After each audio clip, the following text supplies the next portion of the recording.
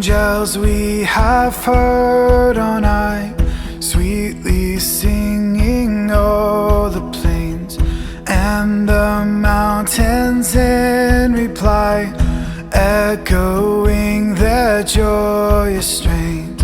Gloria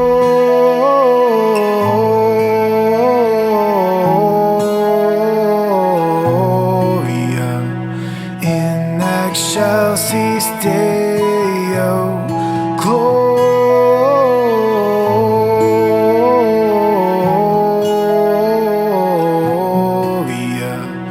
in excelsis Deo.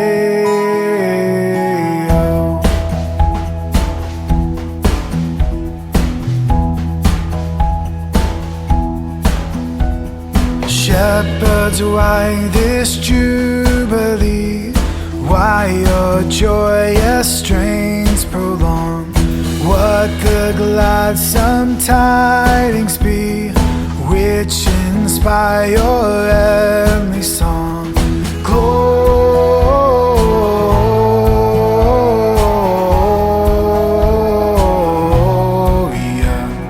in excelsis Deo. Gloria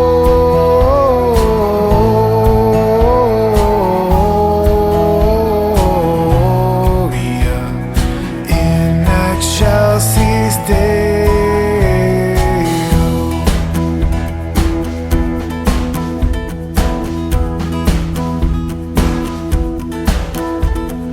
Come to Bethlehem and see him whose birth the angels sing.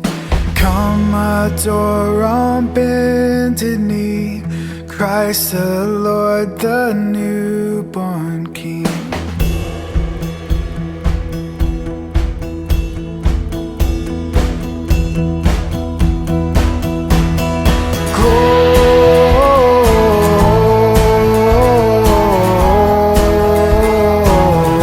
Gloria in excelsis Deo.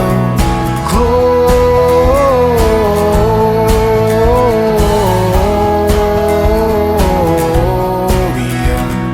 in excelsis Deo.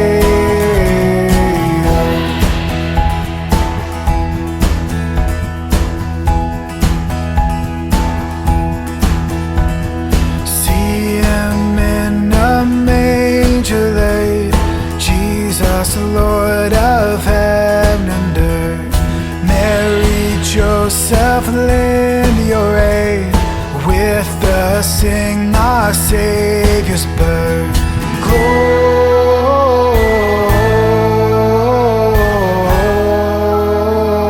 Gloria in excelsis Deo. Gloria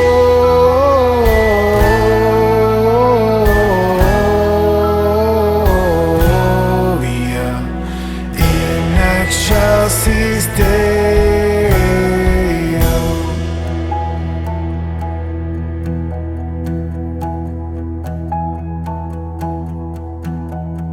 Gloria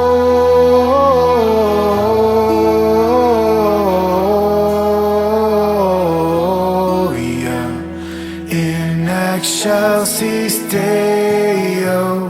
Gloria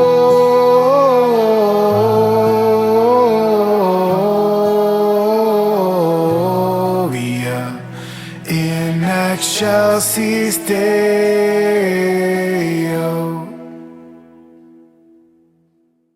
Merry Christmas, Embertide! I hope that you are having a wonderful Christmas break and that you're getting a chance to celebrate with family and friends the birth of our Savior, Jesus Christ. Today, as we gather together online, we are in for a special treat as we hear from Dr. Steve Brown, the president of Arrow Leadership. If you've been tracking with me over the past little while, you know that Arrow has played a huge role, not just in my own leadership, but also in my spiritual life. And Steve was a huge part of that. And it's been a real blessing to me to sit underneath his leadership and his coaching and his mentoring over the past year, and just to learn so much about what it means to be a Jesus-centered leader. Steve's heart is really for communicating and coaching and mentoring and sharing with people what it means to be a Jesus-centered leader. And he's done that through two books that I have in my library that I wanted to share with you. The first one is Leading Me, and that's all about what it means to be a leader who's following after Jesus. And then the second one, his newest one, is Jesus-centered. And what that means, and it gives you a little glimpse of what the Arrow Leadership program is like. And both books I highly recommend. I've got a couple extra copies of Jesus-Centered in my office. I'd love to give them away as just a free gift to you. It'll only be something that will benefit you from reading. And so I want to encourage you to take some time over the next couple of days as we get ready for the new year, to pause and to reflect on what 2021 has been for you, where God is taking you through 2021, and where God might be taking you through 2022. And Dr. Steve Brown is going to help us with that journey by asking us 4 questions as we stand at the gate of a new year. To help you dig into that a little bit more, he's also provided a free PDF resource that allows you just to dig underneath the surface a little bit more, and we are going to include that in the video description, whether that's on YouTube or on Facebook. You'll be able to just click on that link and it'll take you to those questions, and you can work through those in the coming days when you get a moment. So I want to just say once again, thank you to Dr. Steve Brown for taking the time to share with us today. And we pray that you will have a great rest of your Christmas season. And we will see you again on January 2nd in person here at Embertide. Take it away, Steve. It is a special joy and honor for me to share this message with you today. For me, this first week or so after Christmas is bittersweet. It's bittersweet because there's been this anticipation that's been for months. Going back to Costco in July when they first put out their Christmas stuff on the store shelves.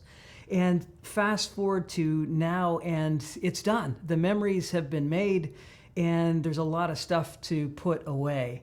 Another reason why this week is bittersweet for me is because it's the sudden end of Christmas songs and Christmas music.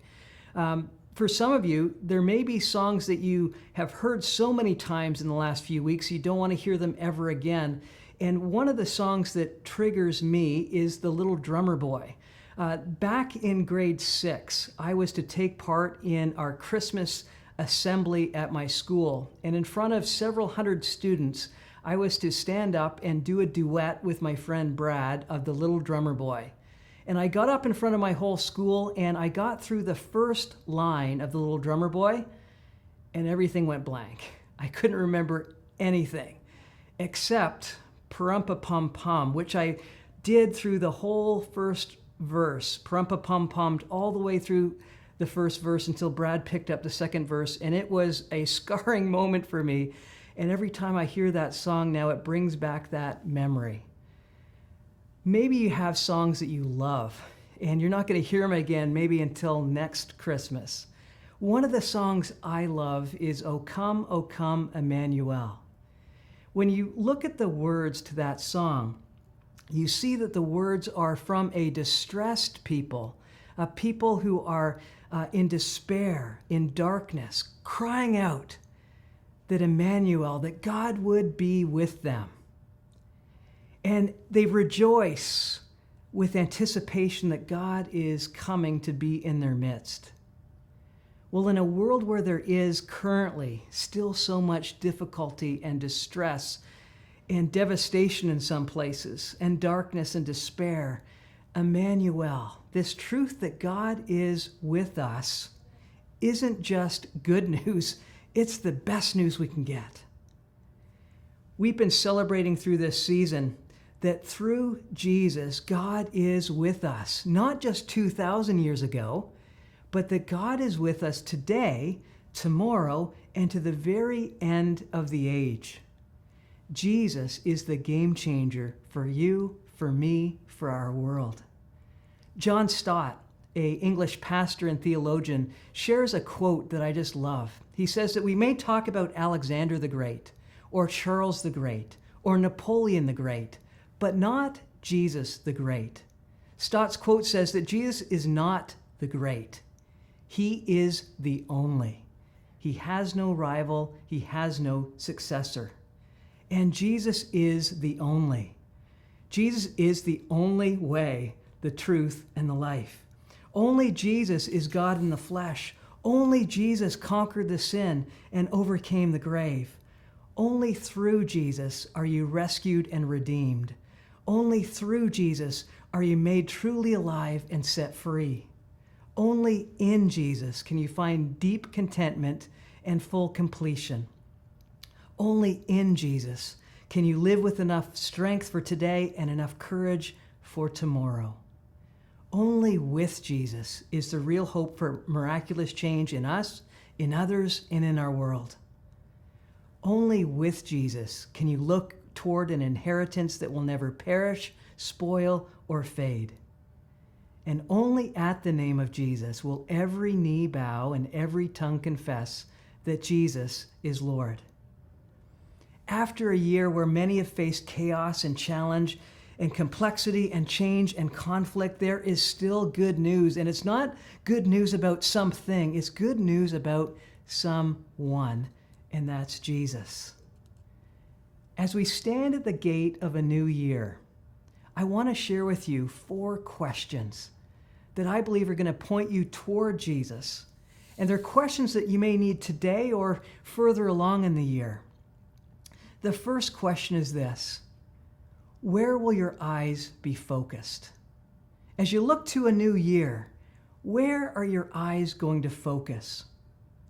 2 years ago, my wife Lee and I entered the gate of a new year with plans and hopes for a new year and a new decade.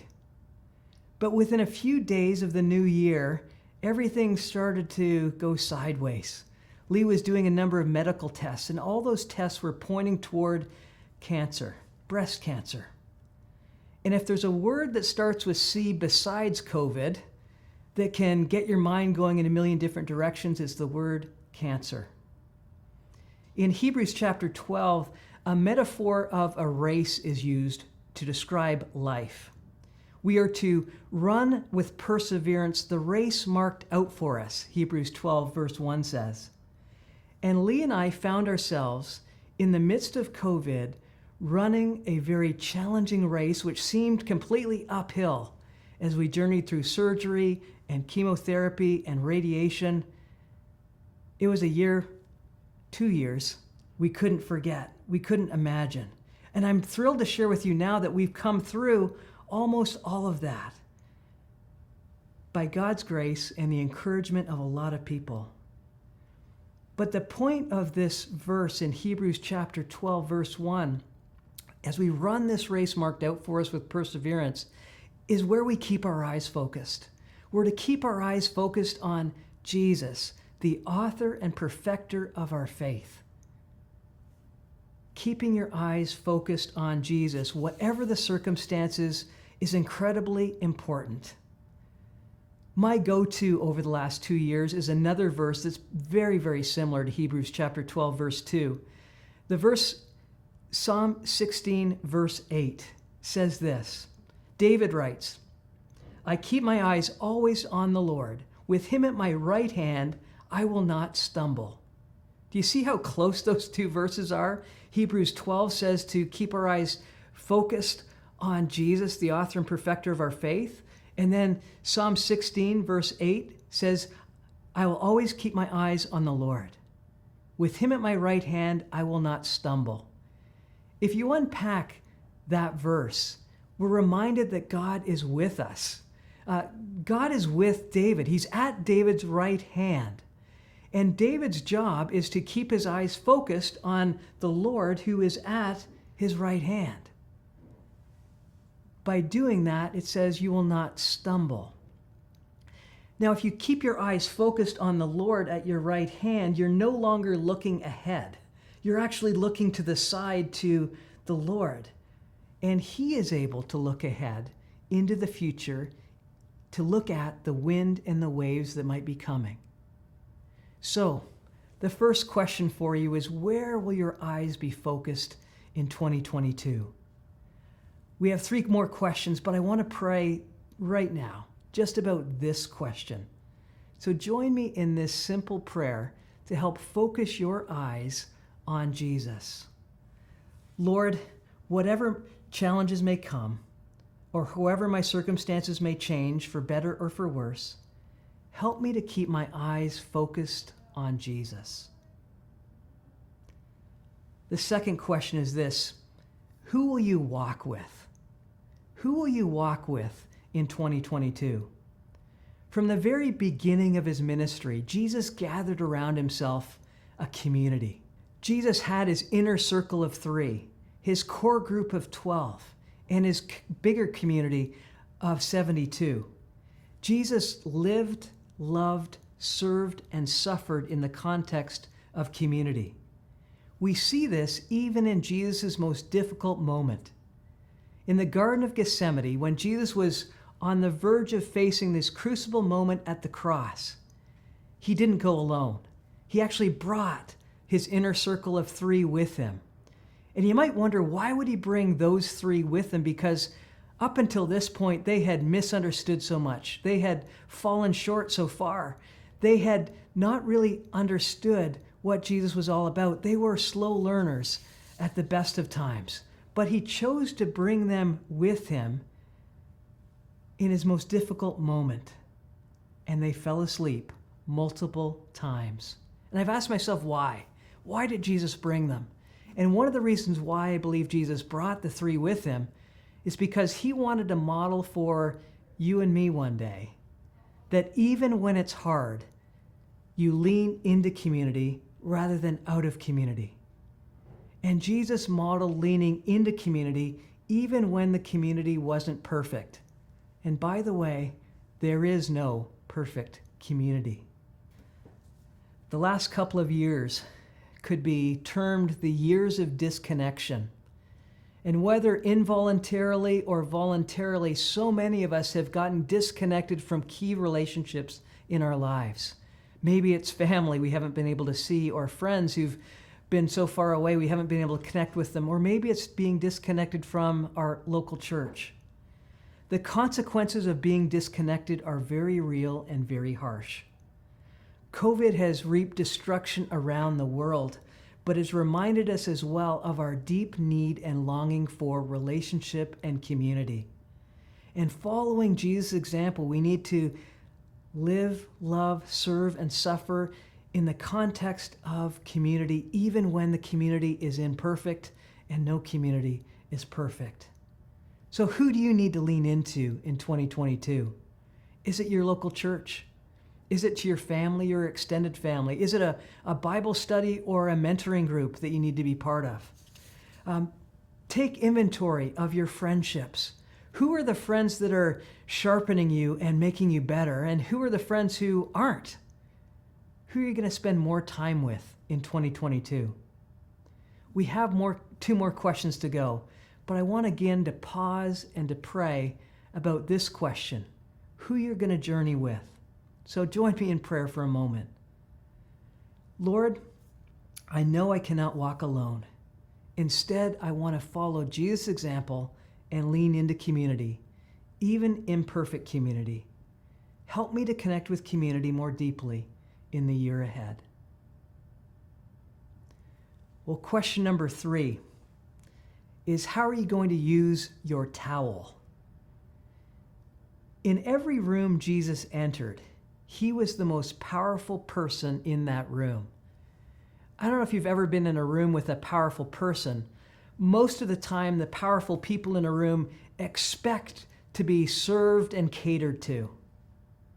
Yet, Mark chapter 10, verse 45 says that the most powerful person to ever walk this planet didn't come to be served, but to serve and to give his life as a ransom for many. In another passage, in John 13, we find a shocking sight. We see Jesus on his knees, towel in hand, serving. It's Jesus' Last Supper. He's with the disciples, including the disciple who is going to shortly thereafter betray him.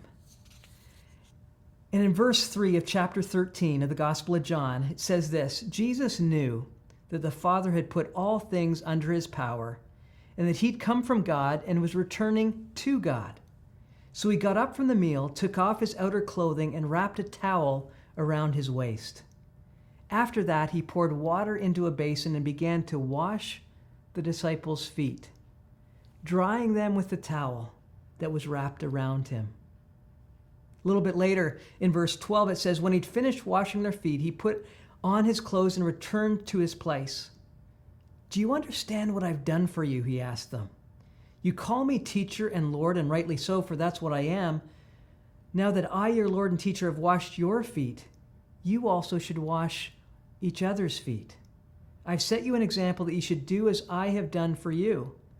Very truly, I tell you, no servant is greater than his master, nor is a messenger greater than the one who sent him. Now that you know these things, you will be blessed if you do them.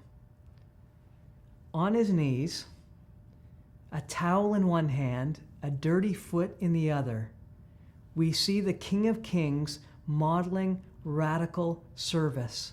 And he longs for you and I to follow suit. Service flows out of love. It's grounded in humility, and it's about loving others in practical ways where we will not receive the direct benefit. So let me ask you, how might you use your towel in the coming year?